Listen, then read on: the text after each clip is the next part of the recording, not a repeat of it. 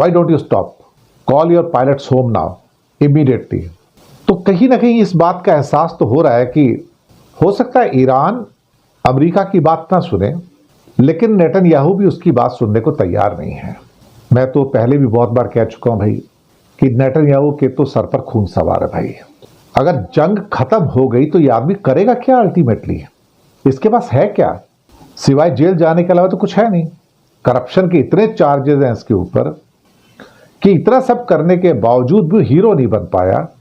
बल्कि हालात ये हैं कि आज जो तबाही का आलम है, आज जो तबाही का आलम है पूरे इजराइल में, उसे लेकर लोग कोस रहे हैं कि सैकड़ों बिल्डिंग धराशायी होकर गजा बन गई।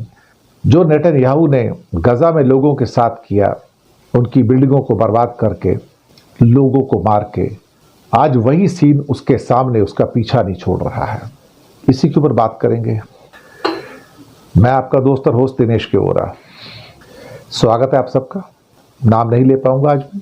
दोस्तों, सीज फायर का भी ड्रामा खत्म हुआ अल्टीमेटली। कुछ लोग खुश हुए, कुछ लोग गमगीन हो गए। कुछ को लगता है कि ये सीज फायर अगर हो भी गया तो 2-4 दिन चल जाएगा, 10 दिन चल जाएगा। अब नेतन्याहू जैसा आदमी जिसे रोज जंग करने की आदत पड़ी हो, वो कैसे रुकेगा? पर इस जंग ने एक बात तो बिल्कुल कंक्लूजन ही प्रूव कर दी कि कम से कम मुस्लिम वर्ल्ड में या बाकी भी दुनिया में, 800 करोड़ की दुनिया में 200 करोड़ मुसलमान हैं, उनका एक नया हीरो बन गया आयतुल्लाह खमनाई।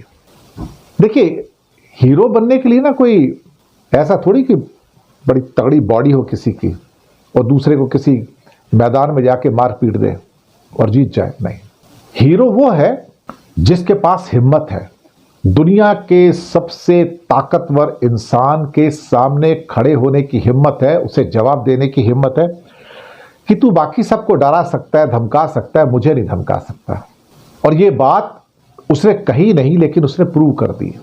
अब इसी बात से अरब देशों में खौफ है कि यार हम तो ये हिम्मत पैदा नहीं कर पाए, लेकिन खमनई ने हिम्मत पैदा कर ली।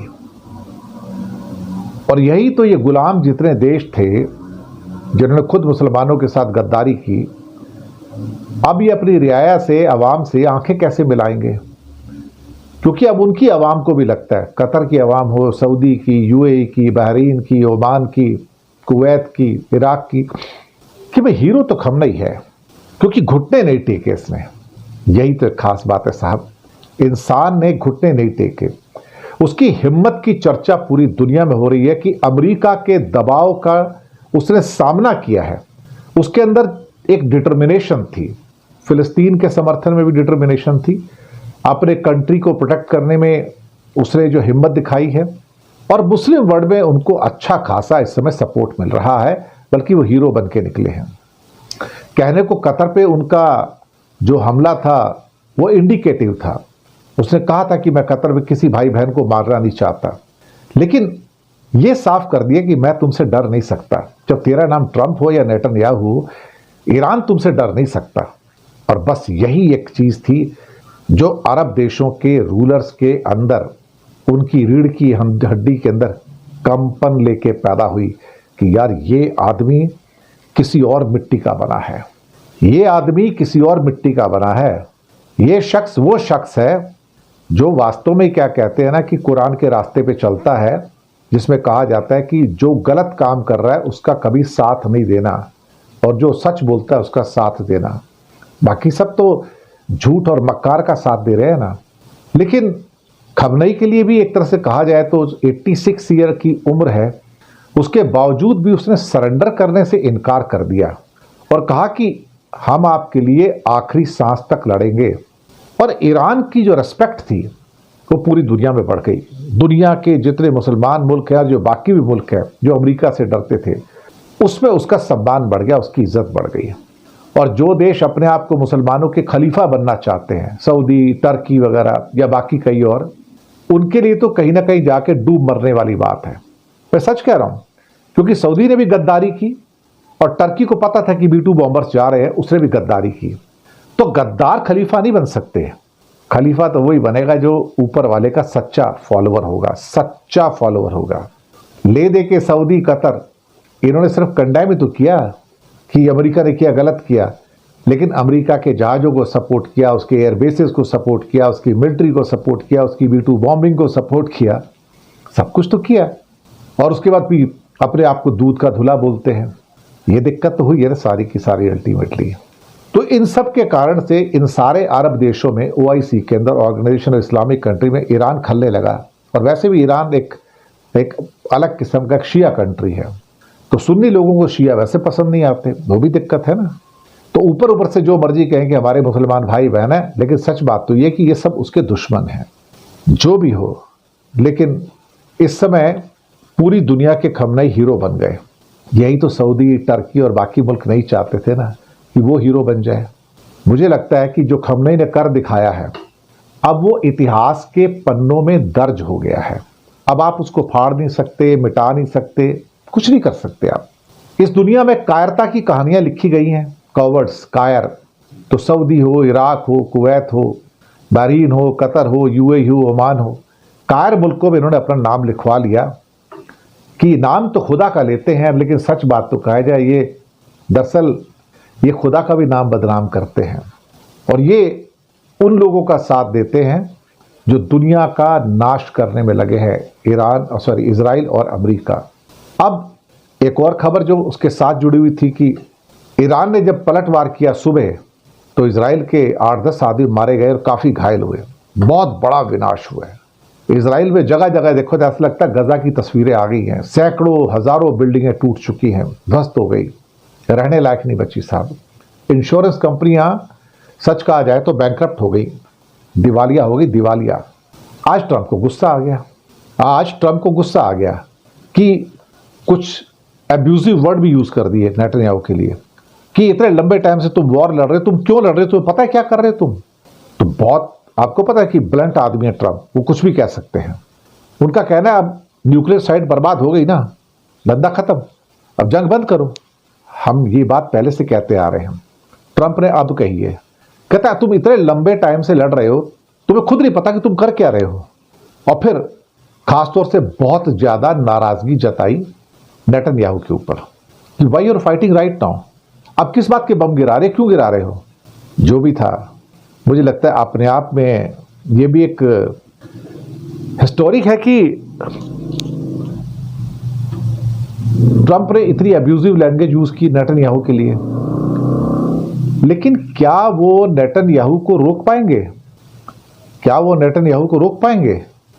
नेतन्याहू को फर्दर जो अटैक होंगे उससे रोक पाएंगे? मुझे नहीं लगता, क्योंकि नेतन्याहू की तो एक आदत है ना, वो किसी की सुनते तो है नहीं ना। और अमेरिका की तो ना सुनने की उनकी पुरानी पॉलिसी है। कभी कभी तो ऐसा लगता है कि ट्रंप जो है उसने नेतन्याहू की एबिलिटी को, जो मैन्योर करने की एबिलिटी है, उसको अंडर एस्टिमेट किया है। मुझे भी कई बार लगता है कि नेतन्याहू वो आदमी है जो ट्रंप को भी कंट्रोल कर लेता है और जो चाहता है वो उससे करवा लेता है। ये प्रॉब्लम तो पैदा हुई है साहब। लेकिन मैं ये मानकर नहीं चलता कि भाई ट्रंप किसी की सुनेगा। मैं नहीं मान के सकता। मुझे लगता है कि इस आदमी के ब्लड में ना, DNA के अंदर दरअसल देखा जाए तो दूसरे का खून चूसना लिखा है।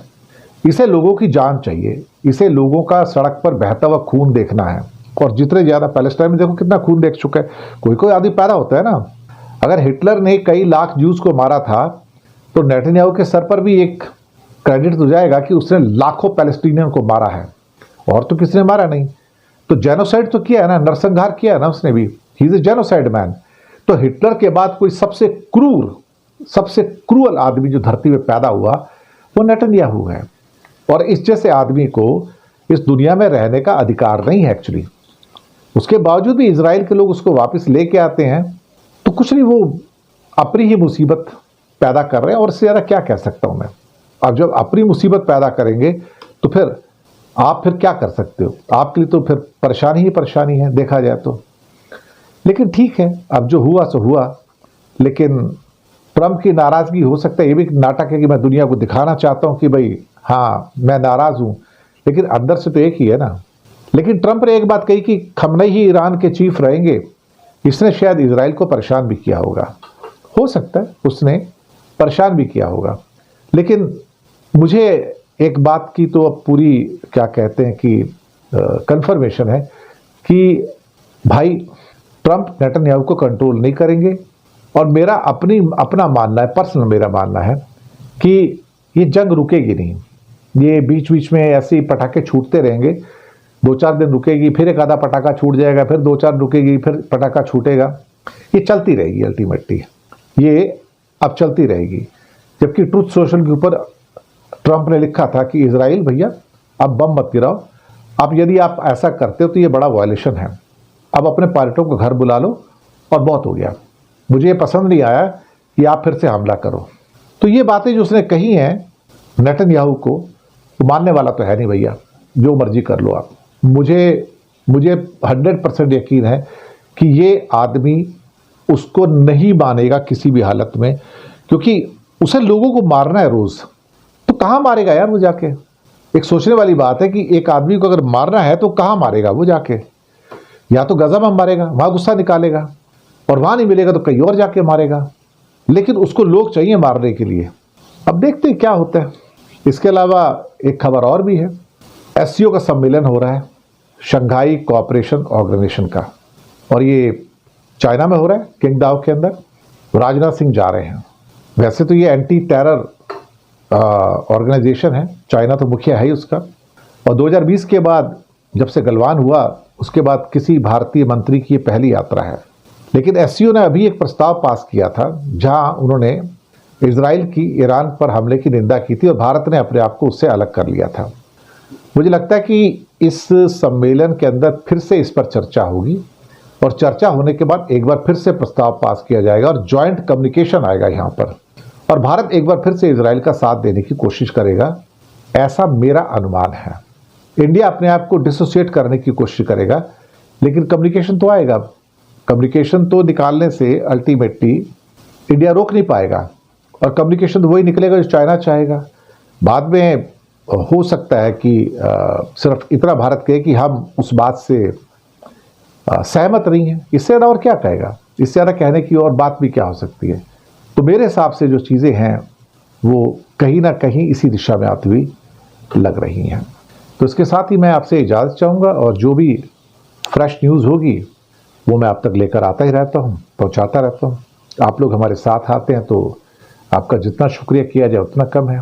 चैनल को सब्सक्राइब कीजिएगा, हो सके तो छोटी छोटी आर्थिक मदद भी कर सकते हैं। नीचे हमने यूपीआई नंबर और बैंक अकाउंट नंबर भी दिए हैं, तो किसी एक को चुनकर छोटी सी मदद करेंगे तो अच्छी पत्रकारिता को बचाने में आप हमारे मददगार भी साबित होंगे। तो बहुत बहुत शुक्रिया आप सबका। 9:30 में आपसे मिलते हैं वर्ल्ड न्यूज़ के अंदर। लिंक नीचे दिया है हमने, मिस मत कीजिएगा, आइएगा ज़रूर। शुक्रिया आपका और गुड नाइट।